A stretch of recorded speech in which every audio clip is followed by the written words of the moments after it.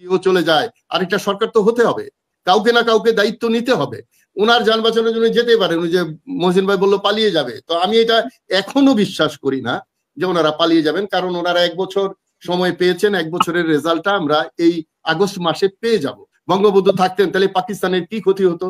আজকে পাকিস্তান ভেঙে মুসলিম উম্মাহ থেকে শুরু করে, আমি একেবারে জামাত পছন্দ করি না, কিন্তু মুসলিম উম্মাহ বা মুসলমানদের মধ্যে যে ভাগ, এইটা বিরাট আকারে সুযোগ করে দিয়েছে হিন্দুত্ববাদী দেশকে। এটা আমাদের বুঝতে হবে। পেপার তৈরি করছি, এখানে স্বতন্ত্র প্রার্থী সরাসরি একটা মার্কা নিবে ইয়ের থেকে, ইলেকশন কমিশন থেকে। সকল স্বতন্ত্র কত পেল এটাও বের করা সম্ভব। একাধিক স্বতন্ত্র দাঁড়ালে কি হবে ওটাও আমরা এখানে সাজেস্ট করছি, কারণ এটা তো নতুন করে বাংলাদেশে অল্টার করে নিতে হবে। এখন জুলাই আগস্টের অভ্যুত্থান যদি ব্যর্থ হয়, তার রেজাল্ট যদি আমরা না পাই, তাহলে যেটার আশঙ্কা মহসিন ভাই করেছেন, তাহলে কি শুধু সরকার দায়ী হবে? ইতিহাসে কি বড় দল কে ছিল তখন? মহসিন ভাই ছোট দল ছিল, আমি ছোট দল ছিলাম, বড় দলটা কে ছিল? তাদের কি ভূমিকা নাই এই ব্যর্থতা রোধ করার? সেই ভূমিকা কি আপনারা পালন করছেন? আপনাদের চাঁদাবাজের কথা বললে বলেন ওই দলও চাঁদাবাজ করে, আমরাও করব, এটা তো যুক্তি হতে পারে না।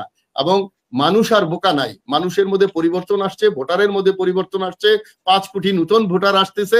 আপনারা ওই অতীতের অঙ্ক নিয়ে যদি বসে থাকেন, তাহলে দল গুছাতে পারবেন না। সময় খুব একটা ভালো সময় আসছে না। আমরা যে কথাগুলো বলতাম আওয়ামী লীগ সহ্য করতো না, আওয়ামী লীগ নিত না। আওয়ামী লীগের কাছ থেকে অনেক কিছু শেখার আছে। আপনারা আওয়ামী লীগকে অনুকরণ করছেন, আওয়ামী লীগের কাছে শিক্ষা নিচ্ছেন না। আর ছোট দলকে আওয়ামী লীগও তাচ্ছিল্য করতো, ছোট দলকে ডেকে নিয়ে বগল দাবা করে আঁচলের নিচে নিয়ে ওই নৌকা কপালে লাগাই দিয়ে, মশালের জায়গায় নৌকা, উমুকের জায়গায় নৌকা দিয়ে ওনারা পাশ করে নিয়ে জোট করেছেন। একা একা বিএনপি আওয়ামী লীগ রাজনীতিও করতে পারেনি। আর এই জামাতকে নিয়ে আপনারা করেছেন টানাটানি, এই দুই দল। তখনই জামাত বড় হয়েছে, আস্তে আস্তে মন্ত্রী হয়েছিল 2 জন। চাঁদাবাজির কথা বলেন, জামাতের 2 জন মন্ত্রীর কোনো করাপশনের কোনো প্রমাণ নাই বাংলাদেশে। জিয়াউর রহমানের ব্যাপারে কোনো করাপশনের কোনো ইতিহাস নাই। কিন্তু আপনারা যদি কল্পনা করেন যে এটা জিয়াউর রহমানের বিএনপি, এটা খালেদা জিয়ার বিএনপি, তাহলে ভুল করবেন। এটা তারেক জিয়ার বিএনপি কিনা সেটা তারেক জিয়া আসলে দেখতে পাবে, যে কতজন তার কথা না শুনে চাঁদা খেয়েছে, মানুষ মেরেছে, রেপ করেছে, এগুলো উনি হিসাব নিবেন, নিচ্ছেন, হয়তো পাচ্ছেন। কিন্তু ওই তারেক জিয়ার বিএনপিও আছে কিনা এটা আপনারা যদি খেয়াল না করেন, আমরা বললে, তাহলে তো আমাদের কিছু করার নাই। তো সুতরাং পরিশেষে একটি কথা বলবো, যে আজকে আমরা যদি রেষারেষি করি, আজকে আমরা যদি ছোট দল বড় দল করে এখানে ঝগড়া করি, তাহলে ইউনুসের মতো লোকরা এসে তো হালুয়া খাবেই। তো সুতরাং সব দলকে আপনারা ডাকেন, আপনার নেতা নেত্রীকে বলেন যে এই মুহূর্তে সব দলকে ডাকেন, দেখি কাদের কি মতামত। আমরা বলি, ওনারা কথা বলে আমরা একটা জাতীয় ঐক্য তৈরি করি দেশটাকে বাঁচানোর জন্য। এই ব্যর্থতার দায় প্রত্যেকটা মানুষকে নিতে হবে, প্রত্যেকটা দলকে নিতে হবে, প্রত্যেকটা গোষ্ঠীকে নিতে হবে, প্রশাসনকে দিতে হবে। এটা একার ইউনুসের না। আজকে ইউনুস যদি সেনাবাহিনীর কাছে দায়িত্ব দিয়েও চলে যায়, আরেকটা সরকার তো হতে হবে, কাউকে না কাউকে দায়িত্ব নিতে হবে। ওনার যান বাঁচানোর জন্য যেতে পারেন, ওই যে মহসিন ভাই বললো পালিয়ে যাবে, তো আমি এটা এখনো বিশ্বাস করি না যে ওনারা পালিয়ে যাবেন, কারণ ওনারা 1 বছর সময় পেয়েছেন, 1 বছরের রেজাল্টটা আমরা এই আগস্ট মাসে পেয়ে যাব। আর এই যে আতঙ্ক এই আগস্ট নিয়ে, এগুলো আমি রাজনৈতিক বলে মনে করি। এটা যে কোনো সময় উঠায় ফেলে, যে সময় ঢুকায় ফেলে। তবে আমি দৃঢ়ভাবে, খুব শক্তভাবে বলতে চাই, যত দ্রুত সম্ভব এই সরকার এনসিপির পেছন থেকে বেরিয়ে আসা উচিত। তাদেরকে পরিষ্কার হওয়া উচিত যে এনসিপি অন্য ছোট বড় সকল রাজনৈতিক দলের মতো কাজ করবে। আর হাবিব ভাইকে অনুরোধ করব, এনসিপির পাশে গিয়ে বেঞ্চে বসেন না, এনসিপিকে এনসিপির মতো ব্যবহার করেন। আপনার নেতাদেরকে বলেন, আপনাদের মনে হয় এই সালাউদ্দিন ছাড়া আর কোনো নেতা নাই যে ওখানে গিয়ে ওনাকে পাঠাতে হবে আর ওনাকে বিতর্কিত একজন নেতা। আপনার মতো লোক ওখানে যায় না, আমি দেখি নাই। তা আপনারা এটা বলেন যে এনসিপি আর আমাদেরকে সালাউদ্দিনকে পাঠায়, ওনারা যায় না, সিনিয়র নেতারা যায় না। হ্যাঁ, সিনিয়র আছে, যায় না, কারণ এটার অন্য কোনো কৌশল থাকতে পারে, বা উনি ভালো বক্তা, উনি ভালো বলেন, কিছুটা হতে পারে। কিন্তু জনগণের কাছে ইমেজ তো এই সালাউদ্দিনের ইমেজের চেয়ে তো হাবিব ভাইয়ের ইমেজ বেশি। হাবিব ভাইয়ের ব্যাপারে তো কোনো রকম বদনাম নাই, কোনো নাটক নাই, কোনো চাঁদাবাজি নাই, কোনো আপোষ করার ইতিহাস নাই হাবিব ভাইয়ের। তো সুতরাং এইরকম তেগী নেতাদের বাদ দিয়ে আপনাদের, আমি প্রায়ই শুনি হাবিব ভাই এই বক্তৃতা দেয়, অনেকে কথা বলে, ফেসবুকে বলে যে বিএনপির যাদের খবর ছিল না তারা এখন সামনের সারিতে বসে, যারা তেগী নেতা তারা জায়গা পায় না। এই কথাগুলো আমরা বাইরে থেকে শুনি। তো তা আপনারা যারা ত্যাগী নেতা তারা একটা প্রেসার ক্রিয়েট করেন সরকারের প্রতি, নিজের দলের প্রতি, এবং রাজনীতিটা ঠিক করেন। এই পর্যন্ত বাংলাদেশ, এই যে বললো মুসলিম লীগের নেতা যে বাংলাদেশ স্বাধীন হতো না ইস্ট পাকিস্তান না হলে, আর ইস্ট পাকিস্তানে পাকিস্তান ভুল রাজনীতি না করলে ভারত এই ক্রেডিট নিত না, আর আপনারাও যুদ্ধে যেতে হতো না।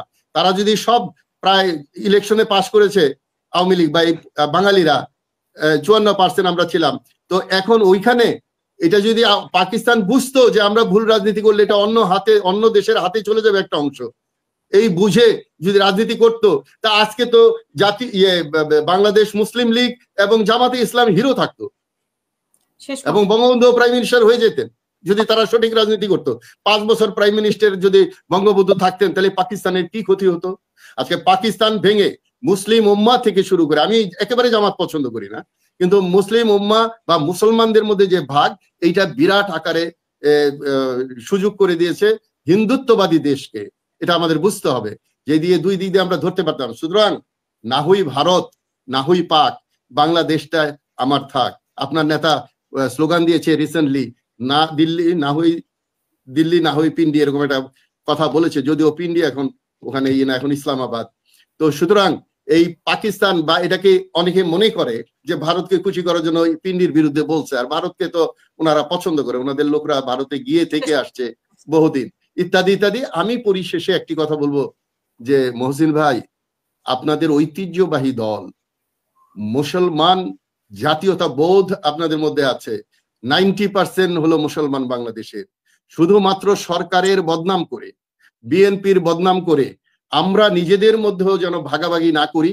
আসুন দেশটাকে বাঁচানোর জন্য ছোট দল হিসাবে ছোট ভূমিকা রাখি। আপনার সাথে অনেকবার আমার কথা হয়েছে এই টকশোর মধ্যে, আগামীকাল পরশুর মধ্যে আমি আরেকবার আপনার সাথে কথা বলবো। তারপরে আসেন আমরা ছোটরাই এক প্ল্যাটফর্মে হই না, দেখবেন আজকে 40টা দল আমাদের সাথে আছে ছোট, কিন্তু সরকার ডাকে 30টা দলের। আপনারাও তো নিবন্ধিত দল, আপনাদের তো ডাকে না। তো এই যে যাদেরকে ডাকে নাই তারা আমরা একসাথে হয়ে ডক্টর ইউনূসকে বলি আমাদের কেন ডাকা হলো না, সেইটুক একত্রিত আমরা হতে পারি না বাঙালি হিসাবে? তো সুতরাং আমি মনে করি যে এই বাংলাদেশে যত বড় বড় সমস্যা হয়েছে মহসিন ভাই, ছোট দল বলছে আপনি মাইন্ড করি না, আমিও মাইন্ড করি না। যত বড় সমস্যা হয়েছে বাংলাদেশে বড় বড় দলরা করেছে, ছোট দলরা কোনো সমস্যা করে নাই, বরঞ্চ সহযোগিতা করেছে। অতীতে, বর্তমানে করছে, ভবিষ্যতে ছোট দলগুলি সহযোগিতা করবে। আমার কাছে মনে হচ্ছে বড় দলরা যেভাবে কারাকারি করছে, সেই কারাকারি থেকে মুক্ত করার জন্য ছোট দলরা একত্রিত হচ্ছে।